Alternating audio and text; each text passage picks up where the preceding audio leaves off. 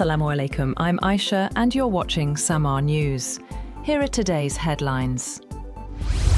2 powerful earthquakes have struck Venezuela, killing at least 32 people and injuring more than 700 as dozens of buildings collapsed in and around the capital, Caracas. Authorities declared a nationwide state of emergency as rescuers raced through the night to search for survivors trapped beneath the rubble. The devastating twin earthquakes forced the closure of the country's largest airport and suspended schools and transport services. According to the US Geological Survey, the first magnitude 7.2 earthquake struck near San Felipe. Less than a minute later, a stronger magnitude 7.5 earthquake hit near Umare. USGS's pager system estimates a 39% probability that fatalities will range between 1,000 and 10,000 people, while there is a 37% chance the death toll could reach between 10,000 and 100,000. On the other hand, a magnitude 6.9 earthquake has struck off Japan's northeast coast, injuring at least 6 people and forcing authorities to halt trains and inspect roads, while no tsunami warning was issued. Strong shaking was reported across parts of northern Japan and mild tremors felt in Tokyo. The Japan Meteorological Agency said the earthquake's epicenter was off Iwate Prefecture, and no tsunami damage was expected, apart from possible slight sea level changes. At a press conference, JMA officials warned residents in the most affected areas to stay alert for future earthquakes for up to a week. US Secretary of State Marco Rubio has announced that technical-level negotiations between the United States and Iran will resume in Switzerland next week, as both sides work toward implementing the recently signed Islamabad Memorandum of Understanding. The talks are part of a 60-day diplomatic process aimed at reaching a comprehensive agreement on Iran's nuclear program, sanctions relief, and the implementation of the post-war framework. Speaking to reporters during an official visit to Kuwait, Rubio said the technical group is expected to meet again on June 29th or 30th.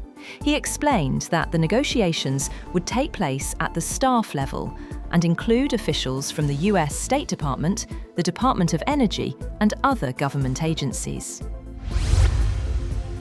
Rubio will now meet with Bahrain officials on the final leg of a trip to the Middle East, where he has sought to sell the Trump administration's preliminary Iran accord to skeptical Gulf Arab allies.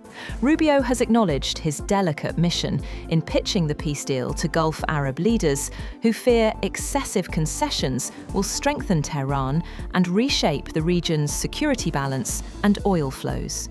He told reporters in Kuwait that they were not going to do anything that undermines the security of their long-standing allies in the region.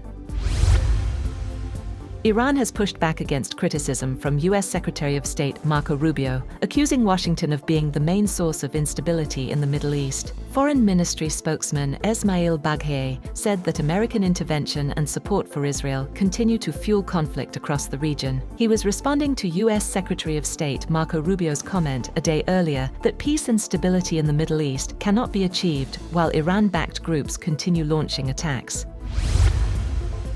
Iran has made it clear that it has no plans to allow UN nuclear watchdog Chief Rafael Grossi to inspect nuclear facilities damaged during the war. Deputy Foreign Minister Kazem Garibabadi said that any decision on inspections will only be discussed in a final agreement and after sanctions are lifted.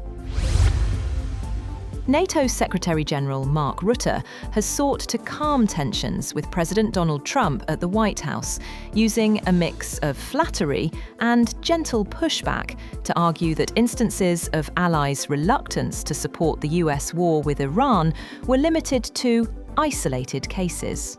During the Oval Office meeting, Rutte used cardboard charts to show how much NATO countries have stepped up their defense spending since Trump first came into office in 2017.